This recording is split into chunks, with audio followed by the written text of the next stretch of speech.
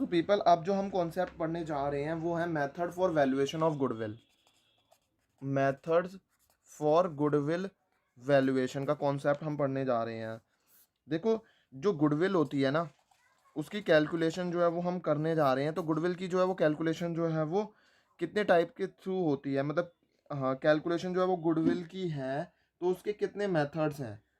देखो, there are 3 methods जिसके through जो है वो हम गुडविल को जो है वो वैल्यू कर पाते हैं। एक आ जाता है एवरेज प्रॉफिट मेथड, एक आ जाता है मेरे पास, सेकंड आ जाता है सुपर प्रॉफिट मेथड, और एक आ जाता है मेरे पास कैपिटलाइजेशन मेथड। सर आप ना हमारे को ना सबसे पहले ना एवरेज प्रॉफिट मेथड जो है वो पढ़ा दो। देखो, अब सबसे पहले हम जो है वो कौन सा मेथड पढ़ने जा रहे हैं? एवरेज प्रॉफिट मेथड को हम जो है वो पढ़ने की कोशिश करेंगे, कि जो है वो हमारे को इसको समझने की कोशिश करेंगे कि एवरेज प्रॉफिट मेथड जो है वो क्या होता है। देखो, एवरेज प्रॉफिट मेथड जो है ये ऐसा मेथड है जो इस अजम्पशन पर बेस्ड है कि जो न्यू बिजनेस फर्म है ना, वो तब तक हायर प्रॉफिट जो है वो नहीं कमा सकती in first few years of its operation. ठीक है सर, क्या कहना चाह रहे हो? एक बार सर आप इसे लिखवा दोगे? देखो, ये जो मेथड है ना, ये इस अजम्पशन पर बेस्ड है, is based on the assumption that a new business firm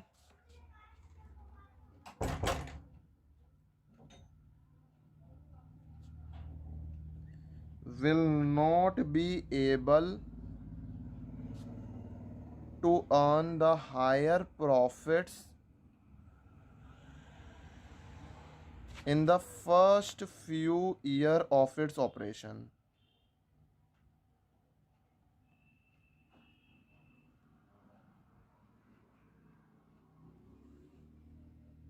ठीक है सर, समझ में आ गया कि जो है वो इसके अंदर हमारे को ये अजम्पशन मान के चलनी है कि जो बिजनेस फर्म है वो हायर प्रॉफिट जो है वो अर्न नहीं कर सकती फर्स्ट फ्यू ईयर्स के अंदर। ऑब्वियस ही बात है, अभी तो वो बिजनेस आया है, वो फर्स्ट फ्यू ईयर्स के अंदर वो हायर प्रॉफिट्स कैसे अर्न कर लेगा?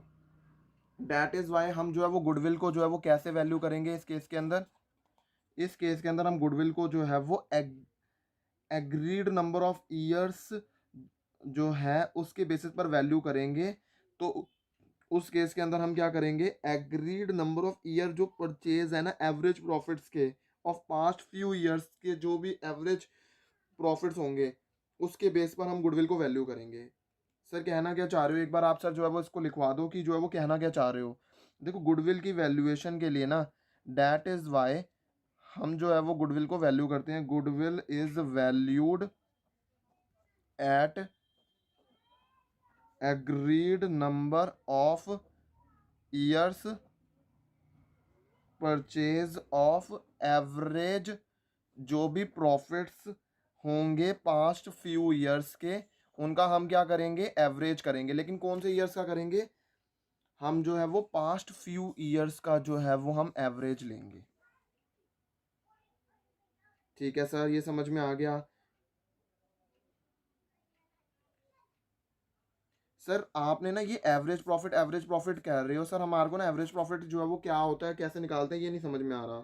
देखो, अगर कोई भी फर्म जो है ना वो प्रॉफिट जो भी अर्न कर रही है प्रीवियस अकाउंटिंग पीरियड्स के अंदर, और अगर हम उस प्रीवियस अकाउंटिंग पीरियड्स के अंदर मान लो वो जो है वो कमा रही है, पिछले साल जो है वो प्रीवियस ईयर के अंदर जो है वो कमा रही थी प्रॉफिट 1 लाख का, उससे प्रीवियस ईयर के अंदर जो है वो प्रॉफिट कमा रही थी 1,50,000 का, और उससे प्रीवियस ईयर के अंदर वो कमा रही थी 2 लाख रुपए का। तो इसके अंदर हम क्या करेंगे? इसका एवरेज करके जो है वो हम जो है वो एवरेज प्रॉफिट निकाल लेंगे। तो वो एवरेज प्रॉफिट कैसे निकलेगा? 2 लाख प्लस में 1.5 लाख प्लस में 1 लाख डिवाइडेड बाय 3। तो हमारी क्या आ जाएगी? हमारे एवरेज प्रॉफिट्स आ जाएंगे। और गुडविल जो है वो कैलकुलेट करी जाती है इस एवरेज प्रॉफिट के बेसिस पर। दोस्तों, जो गुडविल है ना वो इस एवरेज प्रॉफिट्स के बेसिस पर जो है वो कैलकुलेट करी जाती है। ये जो एवरेज प्रॉफिट आएंगे ना, 1 लाख, 2 लाख प्लस 1.5 लाख प्लस 1 लाख, जो हमने जो है अभी तो मैंने ये मान के चला कि मैं पिछले 3 साल का डाटा जो है वो मेरे पास है, और मैंने पिछले 3 साल के डाटा का एवरेज करके एवरेज प्रॉफिट जो है वो निकाल लिया है। देखो सर, ये तो दिमाग में ना मेरे हमारे दिमाग में ना एक क्वेश्चन और राइज हो रहा है कि सर ये गुडविल जो है वो हम उससे एवरेज प्रॉफिट्स के बेसिस पर क्यों कैलकुलेट करते हैं?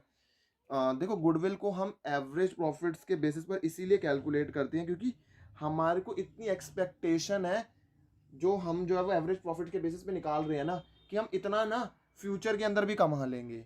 तो ये हमारे को, इसीलिए हमने जो है वो प्रॉफिट्स को एवरेज कर दिया। अरे हाँ, मोटा मोटा तौर पे ना इतना तो हम कमा ही लेंगे, पिछले साल इतना कमाते थे, उससे पिछले साल इतना कमाते थे, और इवनली देखा जाए ना कितना हम कमा लेते हैं, वो हमारा निकल कर आ जाएगा कि हम जो है वो अगर हम उसे एवरेज कर देंगे तो हमारा एवरेज करने से हमारे को ये जो है वो क्लैरिटी मिल जाएगी। सर ये तो हमारे को समझ में आ गया कि जो है वो हम ये जो है वो कर लेंगे, ठीक है। अब इसके बाद मैं आपको बता दूं, जो गुडविल का वैल्यूएशन जो एवरेज प्रॉफिट मेथड के अंदर करा जाता है ना, उसके कुछ स्टेप्स होते हैं। उन स्टेप्स के थ्रू जो है वो हम जो है वो गुडविल को जो है वो वैल्यू कर पाते हैं। ठीक है सर, समझ में आ गया। इस जो है ये जो एवरेज प्रॉफिट मेथड है ना, ये एवरेज प्रॉफिट मेथड के भी दो टाइप होते हैं। ये एवरेज प्रॉफिट मेथड भी जो है वो दो पार्ट्स में जो है वो डिवाइड हो जाता है। ये कैलकुलेट करा जा सकता है ईदर अगर हम सिंपल एवरेज कर दें या फिर हम वेटेड एवरेज कर दें। या तो हम सिंपल एवरेज कर दें या तो जो है वो हम वेटेड एवरेज जो है वो कर दें। ठीक है सर, सिंपल एवरेज कर दें या फिर वेटेड एवरेज कर देंगे तो हमारे को जो है वो गुडविल जो है वो मिल जाएगी।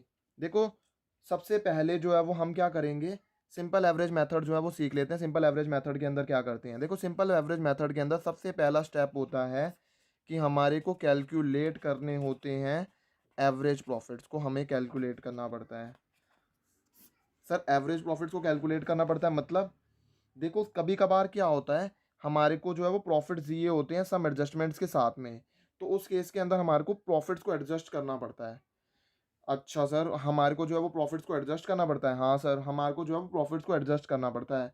और वो जो है वो हम एडजस्टमेंट जो है वो कैसे करते हैं, देखो उस केस के अंदर हम जो है वो क्या करेंगे, देखो नॉन रिकरिंग लॉसेज है, नॉन रिकरिंग लॉसेज हैं, वो जो है वो हमारे प्रॉफिट्स को नॉन रिकरिंग लॉसेज ने जो है वो क्या करा हुआ होगा, रिड्यूस करा हुआ होगा।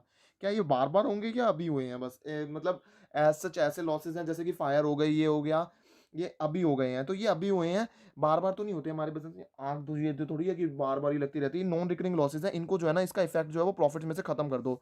अभी जो है वो हमारे प्रॉफिट में क्या हुआ हुआ है, हमने उसे डेबिट किया हुआ है, तो हम क्या करेंगे, उसे ऐड कर देंगे ताकि उसका इफेक्ट जो है वो निल हो जाए, नलीफाई हो जाए। तो नॉन रिकरिंग लॉसेज जो है वो हमारे ऐड हो गए। देखो हम जो है वो क्या कर देंगे, नॉन रिकरिंग ऐसी हमारी नॉन रिकरिंग इनकम्स होंगी जो कि हमने क्रेडिटेड करी हुई है पीएनएल अकाउंट के अंदर। फिर जाकर हमारा जो प्रॉफिट आया हुआ है, हम इस प्रॉफिट पर हैं अभी। ठीक है, हम इसमें ने हमने क्या करा, ये जो लॉसेज है ना, ये कभी कभार होते हैं, ये जो है ना डेबिट हुए हुए हैं, ये माइनस हुए हुए हैं, इसको ऐड बैक कर दो ताकि हमारा प्रॉफिट बढ़ जाए और हमारा adjusted profit correct adjusted profit निकल जाए। क्योंकि ये तो ऐसे बार बार तो हमारे बिजनेस में आग नहीं लगती है, तो इसका इफेक्ट जो है ख़त्म करने के लिए ये अभी माइनस हुआ हुआ है इसमें से।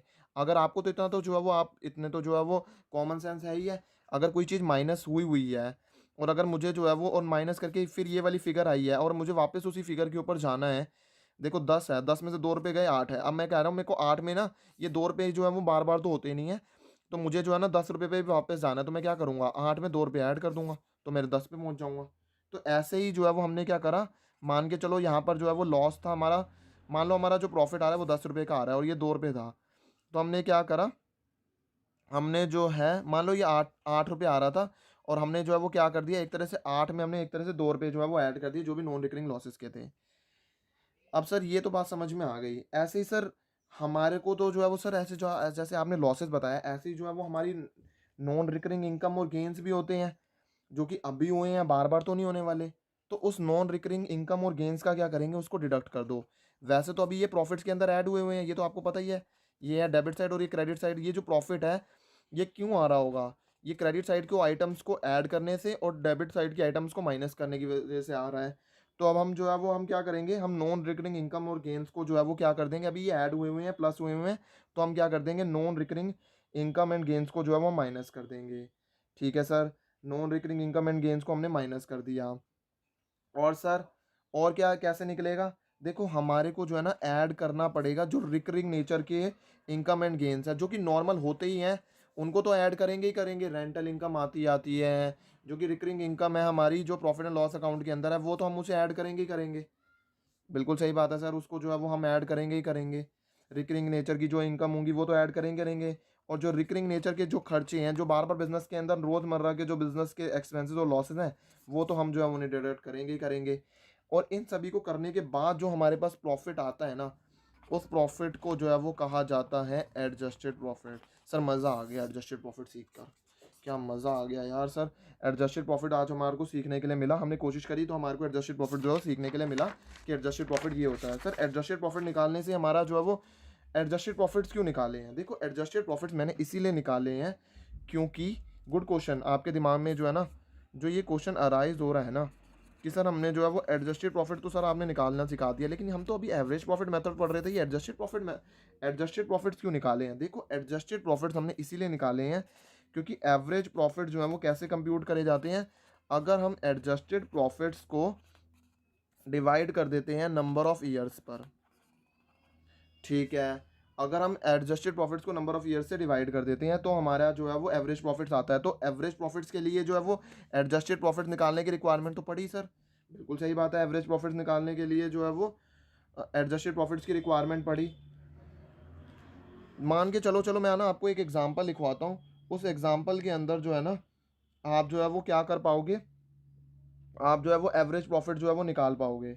देखो एग्जांपल लिखते हैं, मान लो जो है वो एक बिजनेस है, एग्जांपल आप लिखो, नोट डाउन करो, profit of a business for last 3 years were as follows.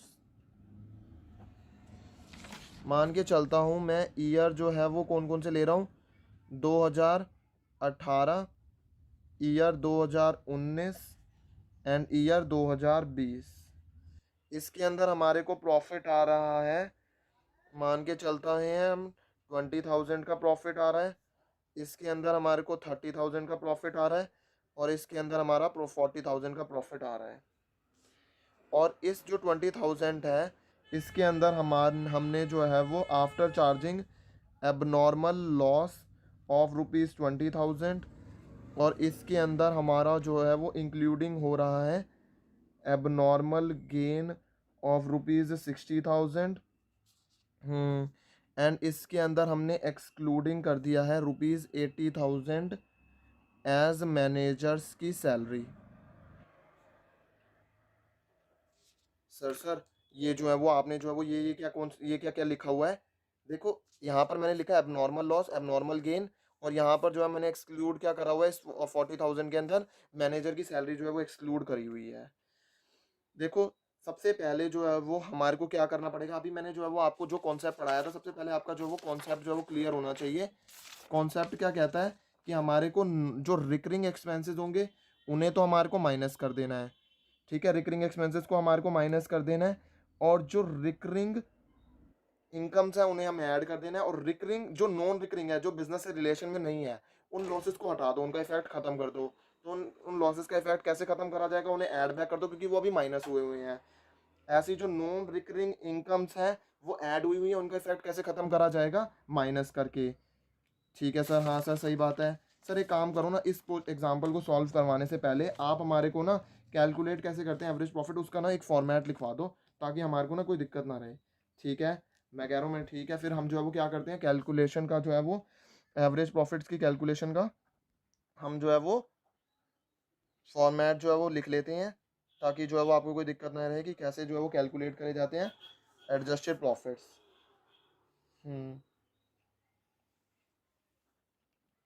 Profits are given by profits are given by examiner of last some years with some adjustments.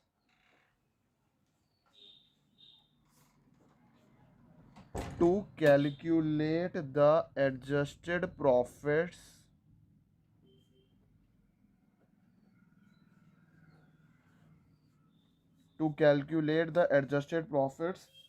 मैं चाहता हूँ, मैं तो अभी लिखवा रहा हूँ लेकिन मैंने आपको समझाया हुआ, तो आपको खुद पता होना चाहिए कि क्या क्या हम करेंगे। हम ऐड क्या कर देंगे, नॉन रिकरिंग लॉसेस जो हैं, non recurring losses and non business expenses जो हैं वो हम क्या कर देंगे, जो कि बिजनेस के एक्सपेंसेस नहीं हैं और जो है वो कभी कभार लॉसेस होंगे, जैसे कि जो है वो कोई आग लग गई, कुछ भी हो गया, ऐसे लॉसेस जो कि डेली नहीं होते हैं और जिसकी वजह से हमारा भी प्रॉफिट के अंदर जो है वो हमने माइनस करे हुए हैं, तो हम इसे क्या कर देंगे, ऐड बैक कर देंगे। लेकिन सर हम क्या करेंगे, जो रिकरिंग एक्सपेंसेस होते हैं ना उन्हें तो हम डिडक्ट करेंगे, डिडक्ट कर देंगे recurring expenses and losses. Recurring का मतलब क्या होता है सर, रिकरिंग रिकरिंग वर्ड जो है वो यहाँ पर आ रहा है, रिकरिंग का मतलब है जो कि होते रहते हैं और नॉन रिकरिंग का मतलब है जो कभी कभार होते हैं।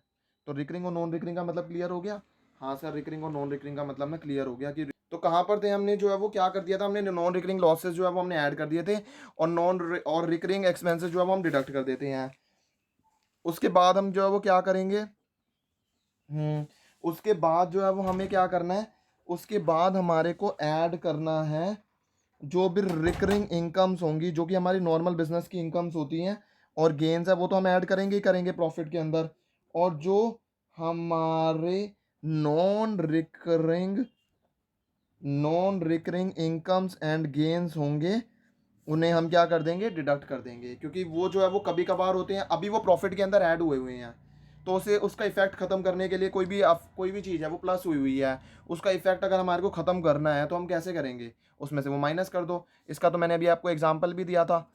मान के चलो जो है वो हमारे जो प्रॉफिट आ रहे हैं 2 रुपये 10 रुपये के आ रहे हैं और हमारी जो नॉन रिकरिंग इनकम्स थी वो 2 रुपये की हमने जो है वो क्या करी हुई थी, ऐड करी हुई थी। अब ये जो 10 रुपये आ रहे हैं और मान लो हमारा प्रॉफिट पहले था 12 रुपये का, 12 + 2 और 2 रुपये के हमारे कुछ खर्चे थे, तो हमारा आ गया कितना, 12 + 14 और एक्सपेंसेस मान के चलो 4 के, तो हमारा 10 रुपये का प्रॉफिट आ रहा था। अगर मेरे को जो है वो इसका इफेक्ट ख़त्म करना है तो मैं क्या करूँगा, 10 रुपये में 2 रुपये ऐड कर 10 रुपये में जो है वो 2 रुपये माइनस कर दूंगा, 8 रुपये क्यों जो है वो कर दूंगा।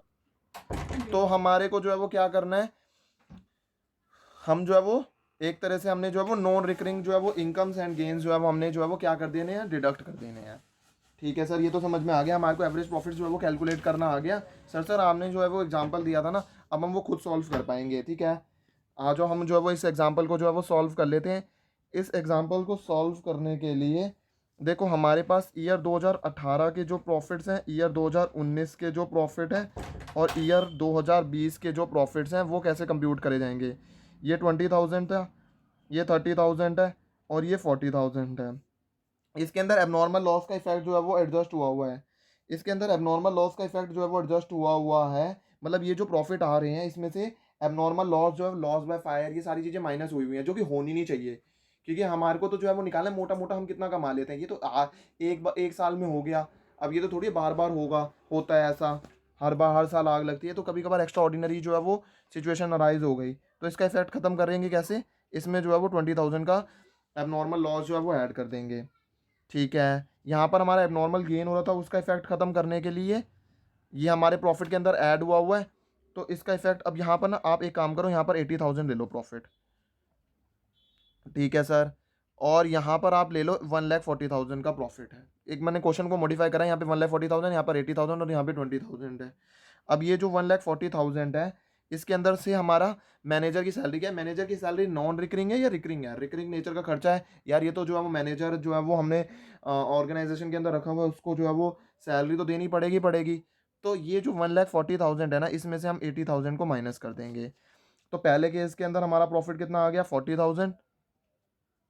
दूसरे केस के अंदर हमारा प्रॉफिट कितना आ गया, 20,000 एडजस्टेड प्रॉफिट। और तीसरे केस के अंदर हमारा कितना आ गया, 1,40,000 माइनस 80,000 मतलब 60,000 जो है वो हमारा प्रॉफिट आ गया। और हमारा जो टोटल प्रॉफिट है वो कितना आ गया, 60 + 4 1,20,000 जो है वो हमारा प्रॉफिट आ गया।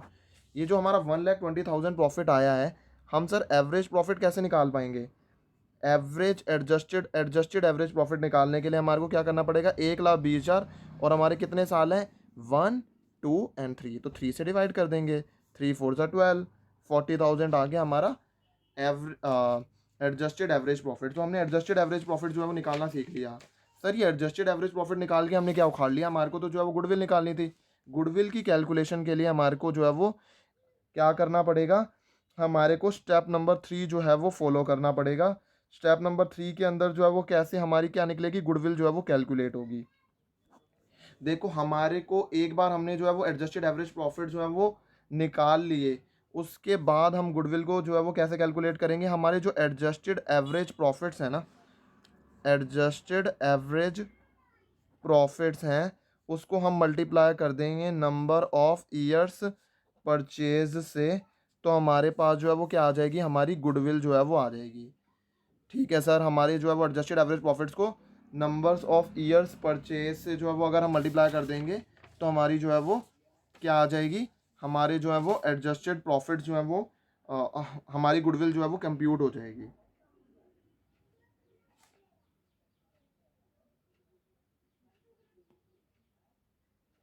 सर ये जो नंबर ऑफ ईयर्स परचेज है, सर ये क्या क्वेश्चन के अंदर दे रखा होगा। हाँ ये नंबर ऑफ ईयर परचेज जो है वो क्वेश्चन के अंदर दे रखा होगा। सर आप जो है वो एक थोड़ा सा एग्जांपल देना कि सच कैसा एग्जांपल होगा, या कैसा जो है वो क्वेश्चन की फ्रेमिंग क्या होगी, एग्जामिनर जो है वो कैसे क्वेश्चन फ्रेम करके देगा। देखो क्वेश्चन जो है एग्जामिनर ऐसे फ्रेम करके देगा कि जो फर्म की गुडविल है ना वो वैल्यूड हो रही है 3 ईयर की परचेज पर और 4 ईयर एवरेज प्रॉफिट, अगर ऐसा कुछ दे रखा है तो उस केस के अंदर हम क्या करेंगे, 3 ईयर्स की बेसिस पर जो है वो हम कंप्यूट करेंगे। जैसे आप मान लो ये एक एग्जांपल मैं आपको दिखाता हूँ। जैसे इस एग्जांपल के अंदर गुडविल जो है फर्म की वैल्यूड हो रही है 3 years purchase of 4 year average profits, 3 year purchase of 4 year average profits.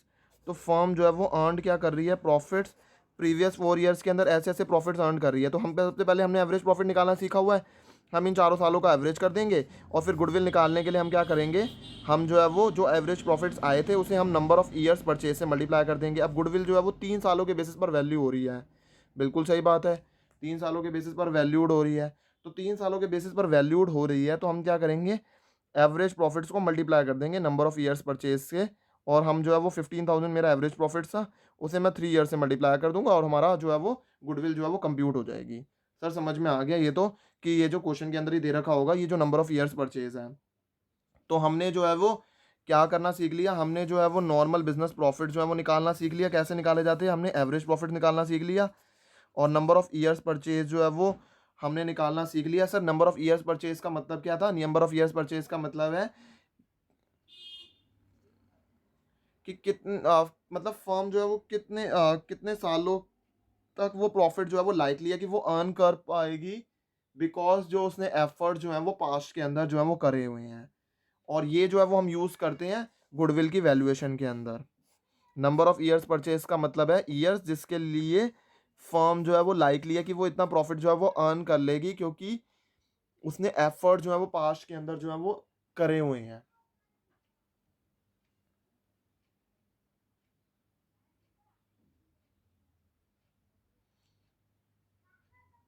ठीक है सर, हमने जो है वो ये समझ लिया फिर। और गुडविल की वैल्यूएशन जो है वो कैसे करी जाती है, गुडविल को जो है वो हम जो हमारे एवरेज प्रॉफिट्स आएंगे उसको हमारे को नंबर ऑफ ईयर परचेज से जो है वो मल्टीप्लाई कर देना है। जो हमारे जो है वो स्टेप नंबर जो है वो हमने 3 के अंदर निकाले थे, तो हमारे ये 4 पॉइंट्स हो गए। सबसे पहले हमने नॉर्मल बिजनेस प्रॉफिट निकालना सीखा, फिर हमने एवरेज प्रॉफिट जो है वो निकालना सीखा, फिर हमने जो है वो डिटरमाइन कर लिया नंबर ऑफ ईयर्स परचेज को, फिर हमने जो है वो गुडविल की जो है वो वैल्यू जो है वो कर ली। और गुडविल की वैल्यू करने के बाद जो है वो हमारे को जो है वो हमारे को पता चल गया कि गुडविल की जो है वो वैल्यू क्या आएगी। ठीक है, तो यहाँ पर हमारा जो है वो कौन सा कॉन्सेप्ट जो है वो ख़त्म हो गया। यहाँ पर हमारा जो है वो एवरेज प्रॉफिट का जो कॉन्सेप्ट है ना वो हमारा जो है वो ख़त्म हो गया। जो है वो हमने कौन से मेथड से निकालना सीख लिया, सिंपल एवरेज मेथड से जो है वो हमने गुडविल को वैल्यू करना जो है वो सीख लिया। अब हम क्या वो इसके बाद हम क्या सीखेंगे, वेटेड एवरेज प्रॉफिट मेथड जो है वो सीखेंगे।